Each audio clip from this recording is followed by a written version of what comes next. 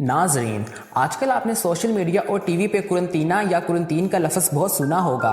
आज की हम इस वीडियो में आपको बताएंगे कि आखिर कुरंतीना क्या है, आखिर कुरंतीना की इब्तिदा कब शुरू हुई, आखिर तारीख में कुरंतीना की क्या अहमियत है। नॉलेज रिवर की इस न्यू वीडियो में एक बार फिर आपको खुशामदीद। आइए अब हम अपनी वीडियो का आगाज़ करते हैं। दुनिया में एक ज़माना बर्फ़ का भी गुजरा है। इस ज़माने में पूरा अर्ज़ मंजमद था, मशरिक़ से मगरिब तक बर्फ़ ही बर्फ़ थी। इस आइस एज में इंसान के पास सिर्फ एक ही काम था और वो काम था खुराक की तलाश। इंसान ज़िंदगी का धागा कायम रखने के लिए बर्फ़ों में मारा मारा फिर रहा था। कुदरत ने रेनडियर को ये अहलियत बख्शी है, ये बर्फ़ सूंघ कर इसके नीचे छुपा सब्ज़ा तलाश कर लेता है। ये इसके बाद सींग मार कर बर्फ़ तोड़ता है और घास और पत्ते निकाल कर खा लेता है। इंसानों को जब रेनडियर की इस अहलियत का पता चला तो ये इसके पीछे पीछे चलने लगे। रेनडियर जहां सींग मारता ये भी वहां बर्फ तोड़ने में मसरूफ हो जाते थे और बिलाखिर खुराक को तलाश कर लेते थे। इंसान ने गोश्त खाना भी इसी दौर में शुरू किया। ये रेनडियर्स को भून कर खा जाते थे। बर्फ में खुराक की तलाश और रेनडियर का पीछा ये मजबूरी इंसान को रूस से अमेरिका ले गई। हमारे डीएनए में ये दर्ज है कि 10 मर्द और औरतें रेनडियर का पीछा करते हुए रूस से अलास्का पहुंच गए थे। इस दौरान ज़मीन का दर्जा हरारत बढ़ गया, बर्फ़ें पिघल कर पानी बन गईं और ज़मीन 7 हिस्सों में तकसीम हो गई। अलास्का पहुंचने वाले लोग चलते चलते अमेरिका के वस्त में आ गए। ये बाद अज़ां मल्टीप्लाई हुए और माया सोसाइटीज़ की बुनियाद रख दी, जबकि पीछे रह जाने वाले लोगों की नस्लें रूस, सेंट्रल एशिया, बड़े सगीर, मशरिक़ बईद, मशरिक़ वस्ता, यूरोप और अफ्रीका में फैलती चली गईं। दुनिया इस वक्त बड़े आज़मों में तकसीम हो गई। बड़े आज़मों के दरमियान समुंदर थे और हर समुंदर ने एक तहज़ीब को दूसरी तहज़ीब से अलग रखा हुआ था। समुद्रों की वजह से तहज़ीबें दूसरी तहज़ीबों की बीमारियों से भी महफूज थीं। शादी की रवायत ने भी इसी दौर में जन्म लिया। हमारे डीएनए में मौजूद है कि दुनिया में एक ऐसा वक्त आया था जब पूरे अर्ज़ पर सिर्फ 2000 लोग बच गए थे, बाकी तमाम लोग बीमारियों की वजह से ख़त्म हो गए थे। इस ज़माने में औरत महज औरत और मर्द सिर्फ मर्द था। ये जानवरों की तरह एक दूसरे के साथ इख्तलात करते थे, लेकिन फिर इंसान को पता चला इस गैर महफूज जिनसी ताल्लुक़ की वजह से एक इंसान की बीमारियां दूसरे इंसान तक मुंतकिल हो रही हैं। चुनाचा मौत के खौफ ने इंसान को 1 मैन 1 वुमन पर मजबूर कर दिया और इसने शादी करना शुरू कर दी। निकाह और वलीमा की रवायत भी इसी दौर में पड़ी। निकाह ऐलान होता था, ये दोनों मियाँ बीवी हैं, और वलीमे का मतलब होता था इलाके के तमाम लोग इस रिश्ते से वाकफ़ हो जाएं ताकि ये गैर महफूज इख्तलात की गलती ना करें और यूँ बीमारियों से महफूज रहें। ये तकनीक कारगर साबित हुई और बीमारियां रुक गईं। लेकिन फिर इंसान ने सफ़र के समुद्री रास्ते भी ईजाद कर लिए, बहरी जहाज़ बनाए और बड़े आज़मों से राब्ते में आ गए। ये बहरी राब्ते एक खित्ते की बीमारियां दूसरे खित्ते तक पहुंचाने लगे। यूरोप में ताउन की बीमारी फैली तो इसने एशिया और अफ्रीका को भी अपनी लपेट में ले लिया। टीबी आई तो ये मेडिटेरियन सी तक पूरी दुनिया में लाशें बिछाती हुई चली गई। और चीचक, खनाक, काली खांसी और खसरा आया तो ये भी चंद माह में पूरी दुनिया में फैल गया। इंसान ने इन अमवात से सीखा, आप हर शख्स को फौरी तौर पर अपने शहर, अपने मुल्क में दाखिल ना करें। चुनाचा समुद्रों के किनारे पर अहाते बना दिए गए और बहरी जहाज़ों से उतरने वाले लोगों इन अहातों में 40 दिन तक रहते थे। ये 40 दिन क्यों?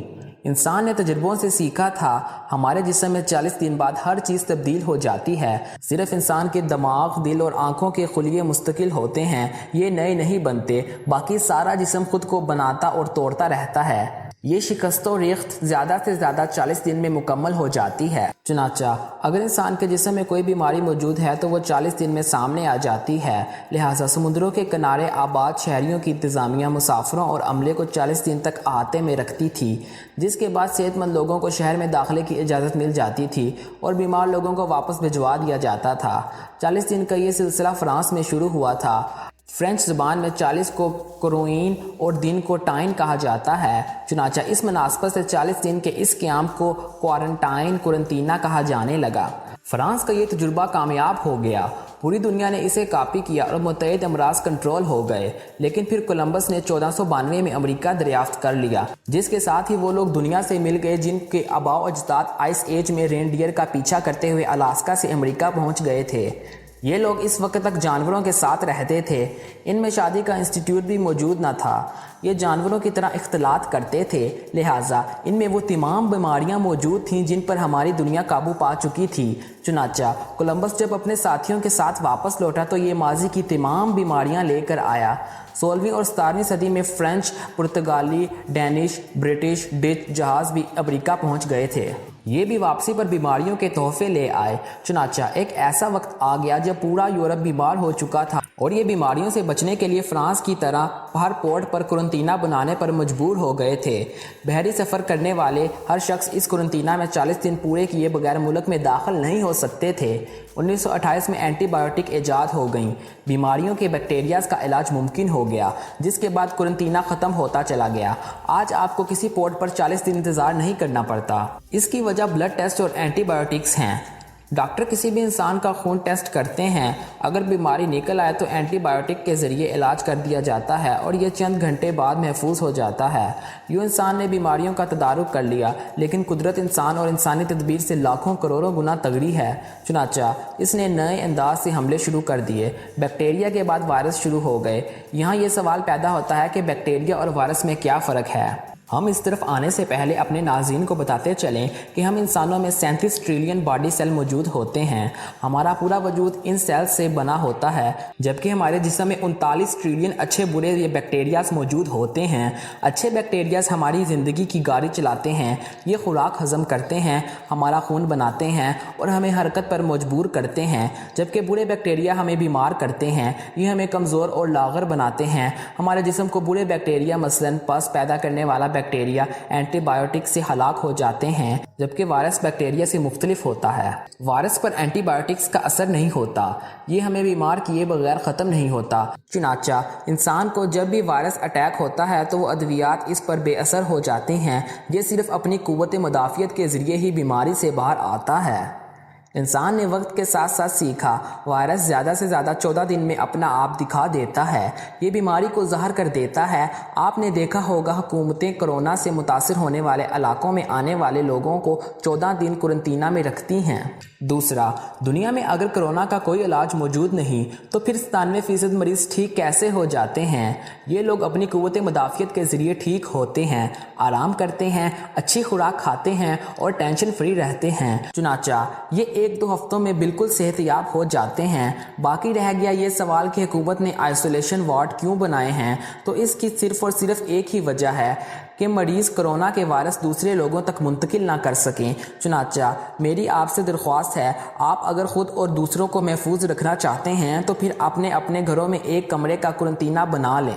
جس بھی شخص میں کرونا کی علامتیں ظاہر ہوں اسے اس کمرے تک محدود کر دیں، اس سے کسی قسم کا کوئی رابطہ نہ رکھیں، فون پر بات کریں اور خوراک کا ذخیرہ بھی ایک ہی بار اسے دے دیں۔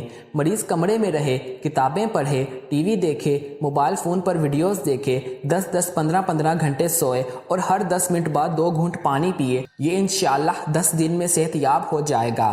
ہمیں یہ بات پلے باندھنا ہوگی، یہ آسمانی آفت ہے، یہ اپنے وقت پر ہی ختم ہوگی۔ آپ اس میں اپنی بدعمالیاں یا گناہ تلاش نہ کریں، آفتیں آتی ہیں اور اپنا وقت گزار کر چلی جاتی ہیں۔ چنانچہ آپ بھی قرنطینہ میں بیٹھ کر اس کے جانے کا انتظار کریں۔ یہ کم ہو رہی ہے، یہ انشاءاللہ اگلے 15 دن میں ختم ہو جائے گی۔ آپ نے صرف 15 دن کا قرنطینہ لینا ہے اور بس گھر میں رہیے، محفوظ رہیے۔ ناظرین، ہم امید کرتے ہیں کہ آپ کو نالج ریور کی آج کی یہ ویڈیو پسند آئی ہوگی۔ ہماری ویڈیو کو لائک کرنا، چینل کو سبسکرائب کرنا اور مزید ویڈیوز کے لیے بیل آئیکن کو پریس کرنا مت بھولیے گا۔ آپ کا شکریہ۔